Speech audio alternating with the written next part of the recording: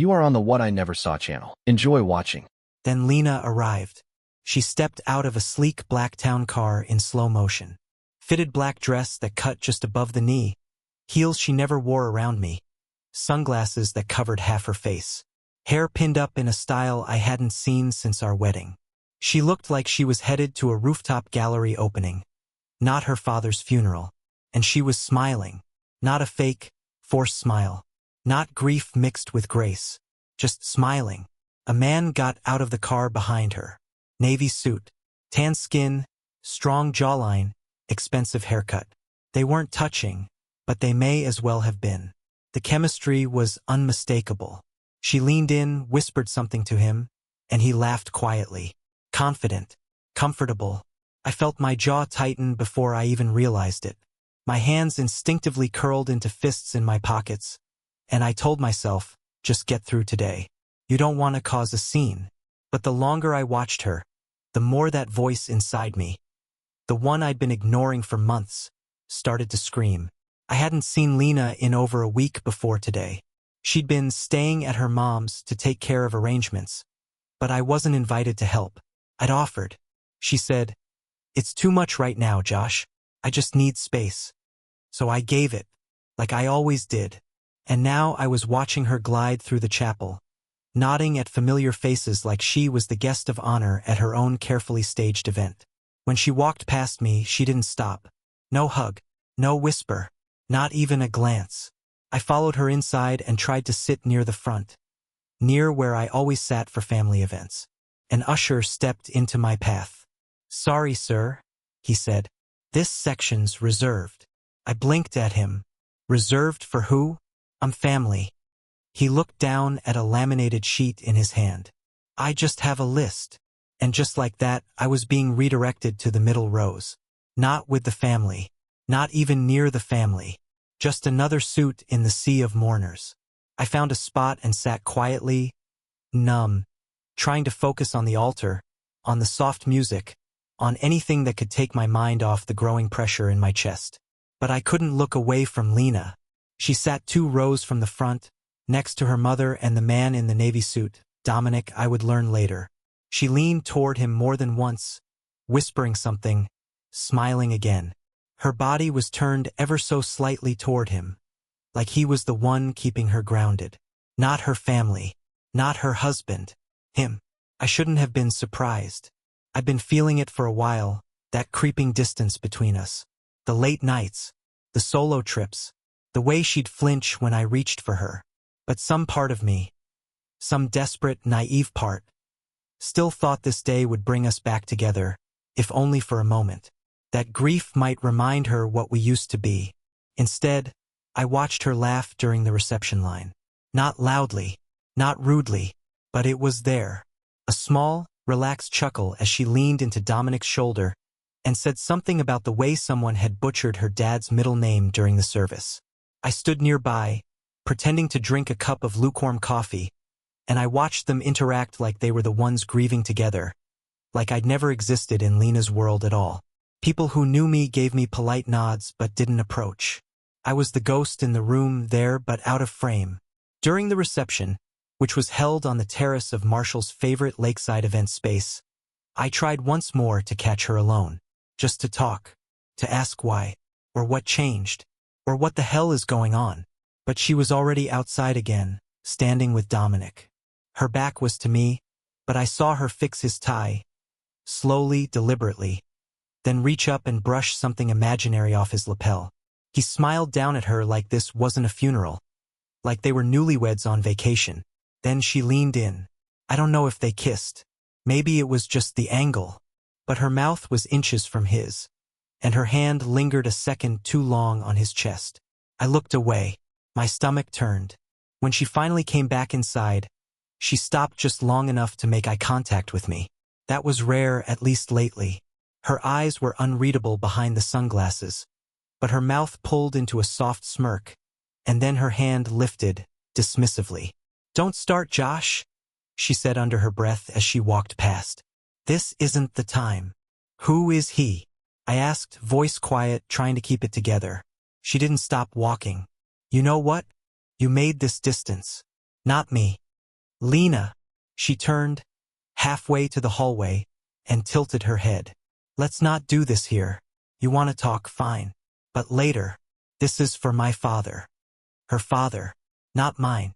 Like I hadn't spent the last few years visiting him at the lake house, helping him fix up the boat dock, listening to his stories about the Navy.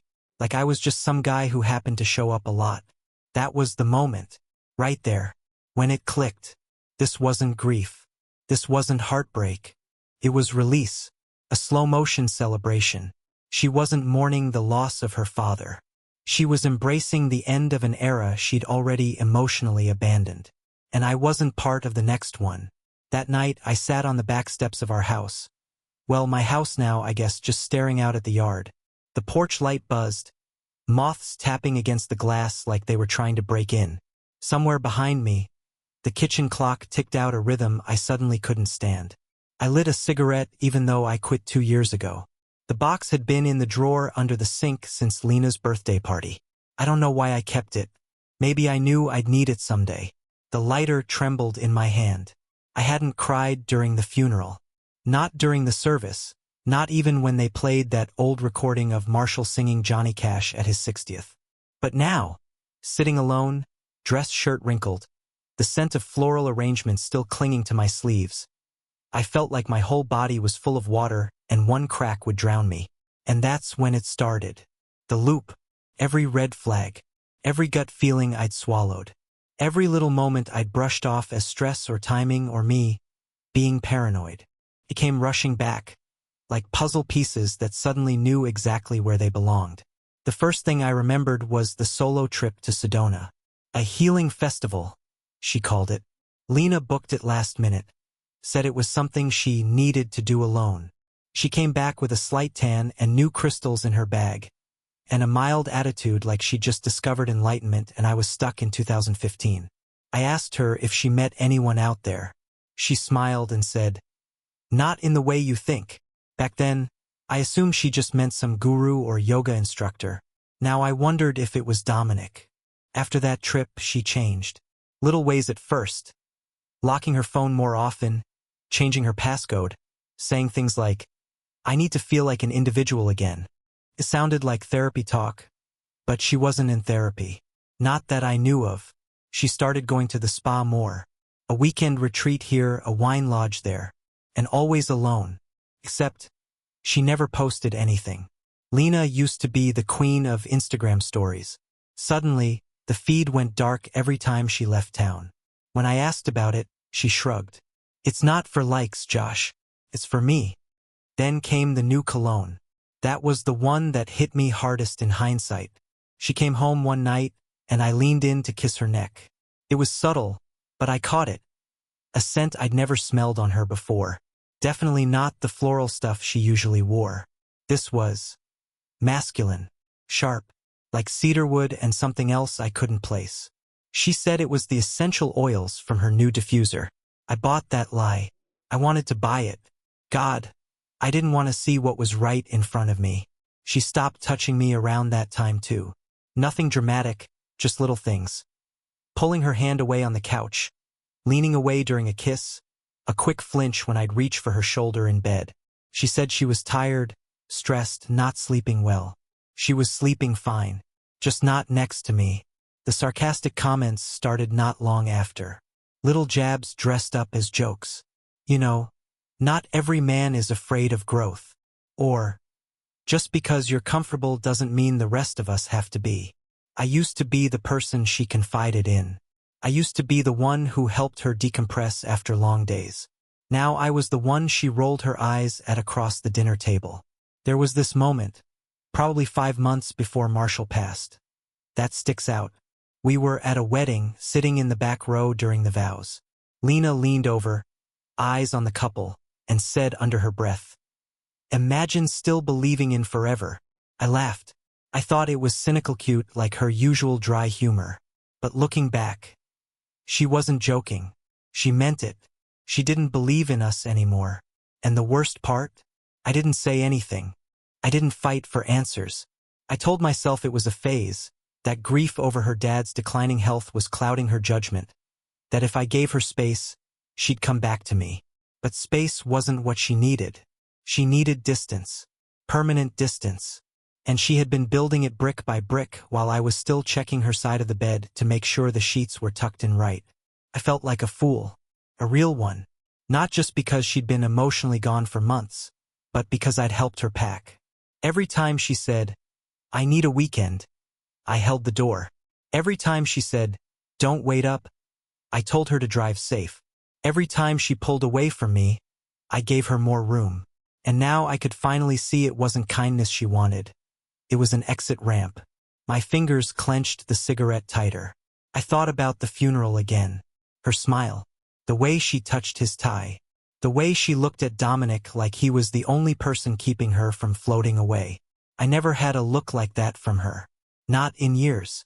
And still, there was this whisper in my head saying maybe I'd failed her. That maybe I'd let the love dry up and didn't notice. That maybe this was my punishment for missing the signs. But no. That voice? That wasn't mine. That was hers. That was the guilt she handed me in pieces. That was the voice I started to internalize every time she said I was too cautious, or too content, or too predictable. Like being reliable was a crime. I exhaled slowly, watching the smoke curl in the air like it had somewhere better to be. Then I grabbed my phone and opened her contact. I didn't call, didn't text. I just stared at the screen like maybe it could explain something her eyes never would. The longer I stared, the more another thought took root. One that hadn't occurred to me until now. What if Dominic had been around longer than I thought? Not just post-Sedona. What if she'd been planning her way out for years, waiting for a safe, soft place to land before cutting the cord? And what if that place had a name? I ran a hand over my face and looked out across the backyard. The garden Lena used to love was overgrown. The chairs we picked out from Pottery Barn 3 years ago were weather-beaten now, the cushions faded and lumpy. It was the perfect metaphor. A backyard that used to mean something, now just a graveyard of old intentions. I stayed out there until the cigarette burned down to the filter and the porch light blinked out on its own. Tomorrow I'd start digging. I needed answers. I needed to know how deep this went. Because now I understood one thing for sure. Lena hadn't just moved on. She'd been gone a long time. The next morning started like most others had lately, with me sitting at the kitchen table, staring at my coffee until it went cold. The house was too quiet. The kind of silence that doesn't feel peaceful. It just presses in around you, like it's holding its breath, waiting for something to snap. Lena still hadn't come back. Not that I expected her to. She'd said we'd talk later. But I knew better. That wasn't an invitation. That was a stall. A shield to avoid confrontation. She was good at that. Dodging real conversations with perfectly timed silence. But something shifted in me after that night on the back steps. I wasn't just suspicious anymore. I was done second-guessing myself. I was done waiting for Lena to admit anything. I needed facts. And then fate, or maybe carelessness, handed me the first piece. It was around noon when I noticed Lena's black clutch sitting on the counter. Left behind from the funeral, probably. She had tossed it next to the coffee machine like it didn't matter, like it wasn't loaded with secrets. I wasn't snooping. Not at first. I just needed to put a flash drive inside. It was one of those bulky, old leather clutches that had a clasp you had to fight with. When I pressed the top, the hinge popped and snap, it split open wider than I expected. And that's when I saw it. A photo. It slid out like it had been waiting for me. At first I thought it was old. Something from years ago, some distant vacation I'd forgotten. But no, I'd never seen this moment before. Because I wasn't in it. Lena was. And so was Dominic. They were wrapped around each other on a stretch of private beach. Not crowded, not touristy. Just the two of them. Her black swimsuit clinging to her like second skin. His arm looped around her waist. Their heads tilted toward each other, forehead to forehead, like lovers out of a summer romance movie. And the worst part? They looked happy. Not guilty. Not sneaky. Not caught. Happy. I flipped it over. A time-stamped print from a local photo kiosk. Dated just 2 weeks before her father died. 2 weeks. While I was picking up medication for Marshall and arranging the estate documents Lena didn't want to deal with, She was drinking cheap wine out of plastic glasses with Dominic somewhere on the coast. I stood frozen, the photo limp in my hand. My eyes stung like someone had rubbed sand into them. There was a folded note behind the photo. I almost didn't open it. Almost couldn't. But curiosity and rage are a toxic combination. It wasn't long. Just a few lines. You made me feel like I'm not dead inside anymore. Like I get to breathe again. I don't care what anyone says. This time I choose me. I read it twice, and the words still didn't register. You made me feel alive again. This wasn't a mistake. This wasn't some night of drunken regret she didn't know how to backpedal from. This was a second life. One she chose, intentionally, consciously, while I was still trying to be patient, still believing this marriage was just in a rough season. I dropped into one of the kitchen chairs and just stared at the wood grain on the table. My heart was pounding, but my body felt numb. My stomach turned so hard I thought I'd be sick. How long had this been going on? How many beach weekends, how many spa retreats, how many fake conferences and detox camps had really just been this? Her disappearing to be with him. I got up, paced, sat again. My body couldn't decide what it needed. I picked up the photo one more time and focused on a detail I hadn't caught before. In the background, faint and blurry, was the edge of a dock I recognized. Marshall's place. Or at least, near it. They hadn't even left town. She was sneaking Dominic around before Marshall died. Before the funeral. Before the will. Before any of it. I didn't want to believe she was capable of this. Not to him. Not to her father. But that picture? That note? It wasn't just about me. She had lied to everyone. She had spent her father's final days pretending to grieve while running off to drink wine with another man. Writing down fantasies about how free she felt. And now I was starting to wonder if there was more she hadn't told me. A lot more. I looked around the kitchen like the walls might talk if I stared hard enough. This place used to feel like a home. Now it felt like a stage. A carefully crafted set where Lena played the role of tired wife, dutiful daughter, misunderstood woman. I wasn't just angry. I felt violated. Like the life I'd been living wasn't mine. Like I'd been cast as the fool in her private drama and no one gave me a script. That's when I remembered the password. 6 months ago, Lena left her laptop open. It had prompted her to change her login, and I saw her type it. Mar$H4LL. I never said anything. But now I wanted the truth. I found the laptop in the bedroom. Same clutch of fake leather, same gold trim, and opened it. Prompted for the password. I typed it in. Access granted. Her desktop was surprisingly clean. Just 3 folders. Work. Photos. Private. I clicked private. Inside receipts. Emails. Journal entries. Even **TS of texts from a name saved as D__.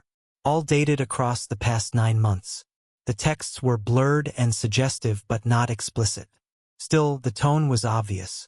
Words like "my real home" and "I wish you didn't have to sneak out tonight." She wasn't just confiding in him. She was depending on him.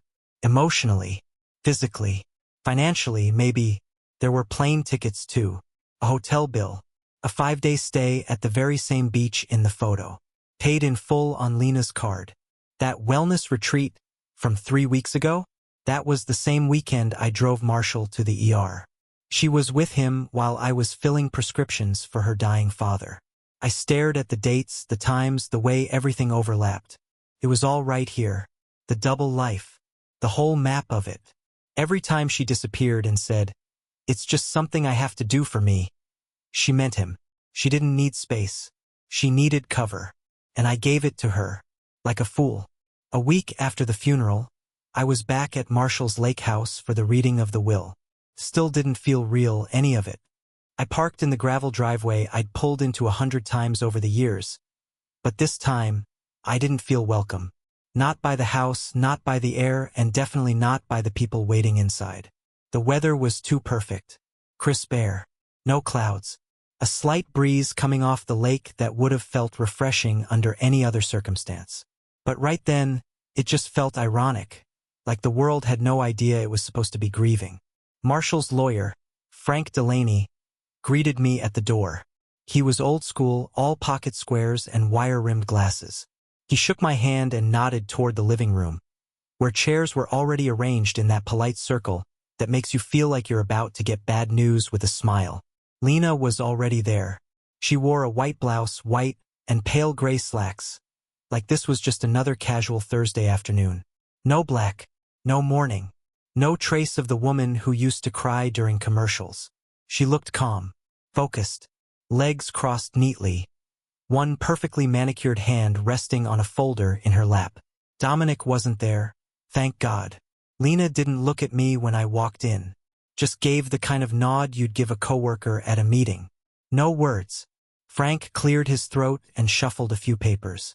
"Thank you both for coming," he said. "Marshall prepared a very specific set of instructions. I'll be following them exactly as outlined." He opened a leather portfolio and pulled out a document with the embossed seal I recognized from Marshall's safe. "As stated in the will," Frank began, "Marshall appointed me executor. This document was last updated approximately 3 months before his passing." 3 months. That was after her Sedona trip, after the retreat, after the shift started. I wondered what Marshall had started noticing by then. I sat up straighter. Frank continued, "We'll begin with the liquid assets, investments, and property transfers. Then there's a letter Marshall requested be read aloud. You'll both receive copies." He read off a few expected items: stocks, retirement accounts, car titles. Most of it was standard, boring even. Lena looked relaxed, unbothered, like she'd already seen a version of this and was just waiting for the grand finale.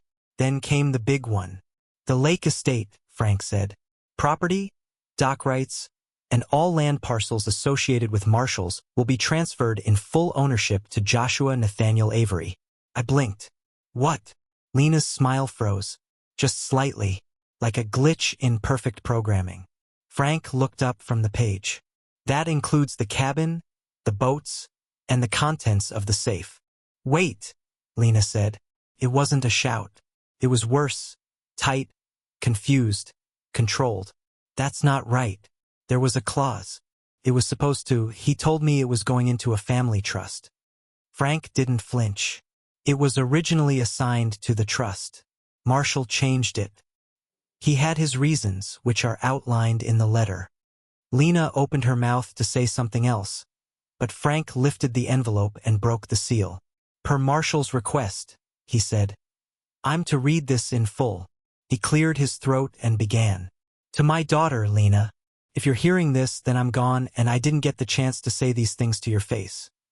Maybe because I was too tired, or maybe because I already knew how you'd respond. Either way, I want you to understand that everything I'm about to say, I say with love, but also with truth, and you don't get one without the other." Lena shifted in her seat. Frank kept reading. "I saw what you did. I know who you brought into my house when you thought I was asleep. I know what you whispered on the dock when you thought I was out of *T. And I know how you dismissed the people who tried to help you.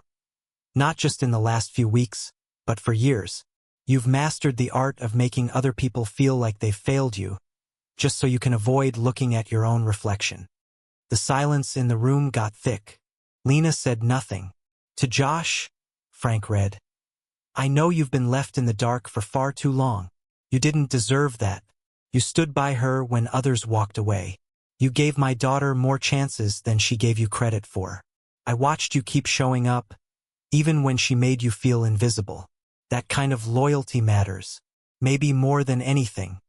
I swallowed hard.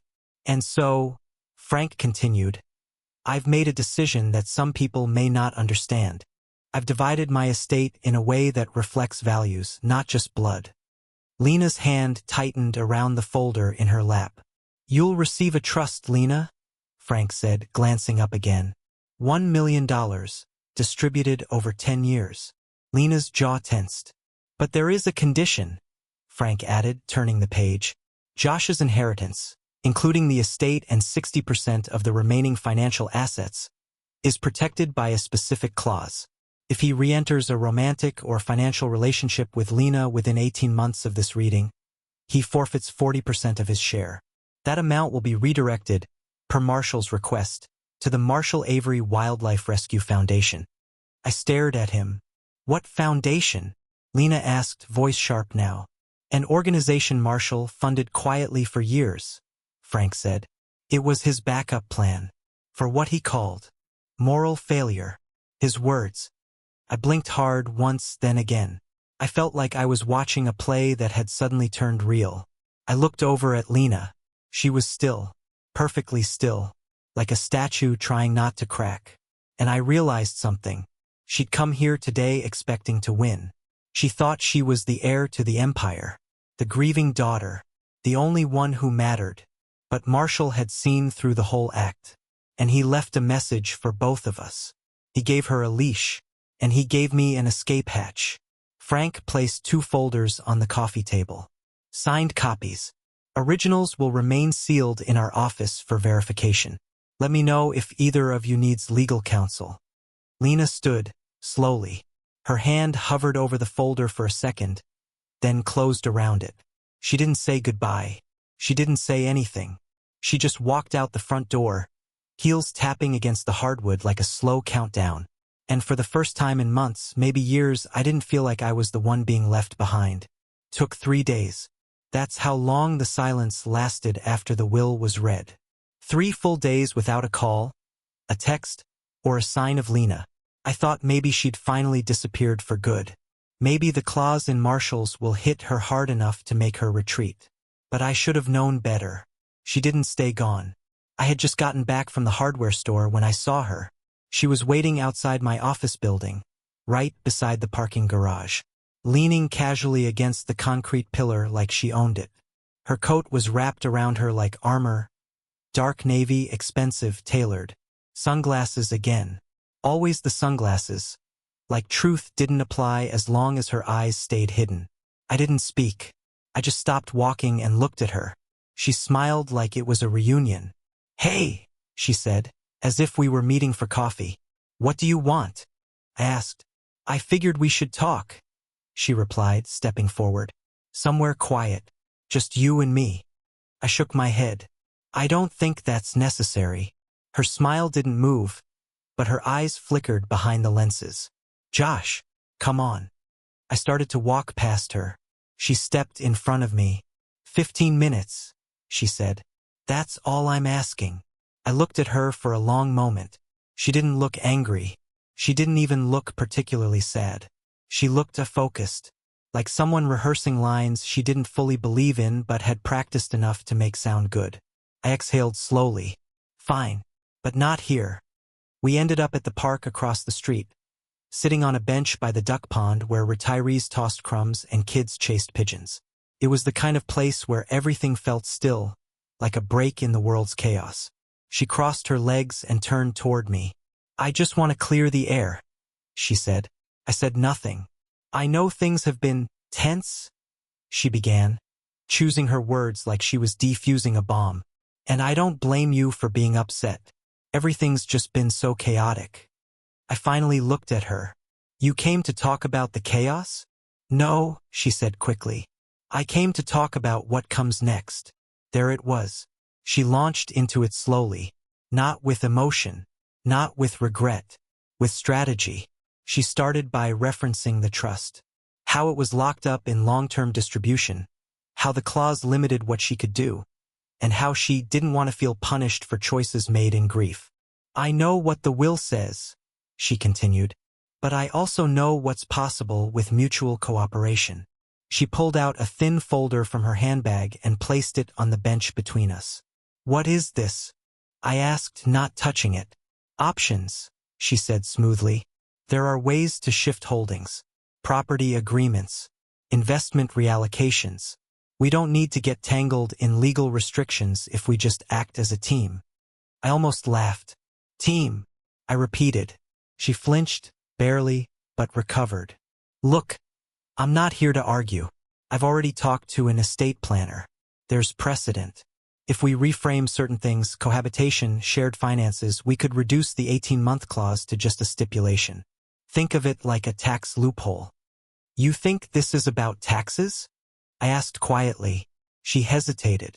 I think this is about what's fair. Fair. I shook my head slowly. Lena, your dad left me that inheritance because he saw through what you were doing. Because he knew I wasn't the one lying. She sighed, like I was being stubborn. Josh, no one's perfect. You think I don't regret how things went? But we can't change the past.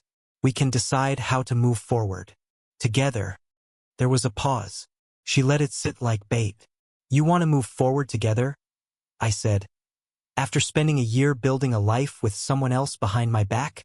Her lips parted. For a second, the polished exterior cracked. I wasn't trying to hurt you. You didn't have to try, I said. You just did it. She swallowed hard and leaned back slightly. I'm not asking you to forget, she said. But we were together for almost a decade. That has to mean something. It did, I said. Until I realized I was the only one still showing up. She looked away toward the pond. Her silence was louder than anything she could have said. You're not here for me, I said. You're here because you lost control of the money. That's not fair. No, I leaned in. You didn't show up after the will was read to apologize. You didn't ask how I was doing. You didn't say one word until you realized you couldn't touch a dime without me. Her mouth opened, closed. Nothing came out. I stood up. I'm not interested in legal gymnastics, or loopholes, or strategy sessions. She rose to her feet too. Josh, wait. I turned to face her. Let me make this very clear. If you want your trust, you'll get it in 10 years. If you want more than that, you're wasting your time. Because I'm not breaking that clause. Not for you. Not for your spreadsheets.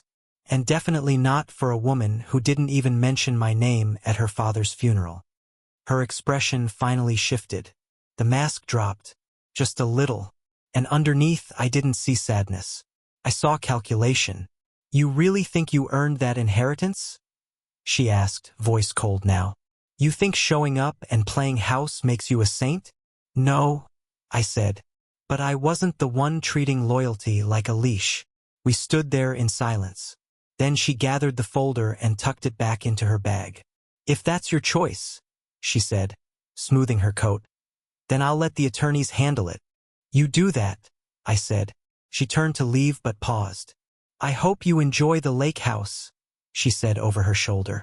It gets cold out there, lonelier than it looks. I didn't answer. I just watched her walk away. Heels clicking, spine straight, as if she hadn't just tried to rewrite the past with paper and ink. I waited until she was gone, then sat back down on the bench. The ducks were still gliding across the water, oblivious to everything. And all I could think was, she didn't come back to make things right. She came back to make them hers.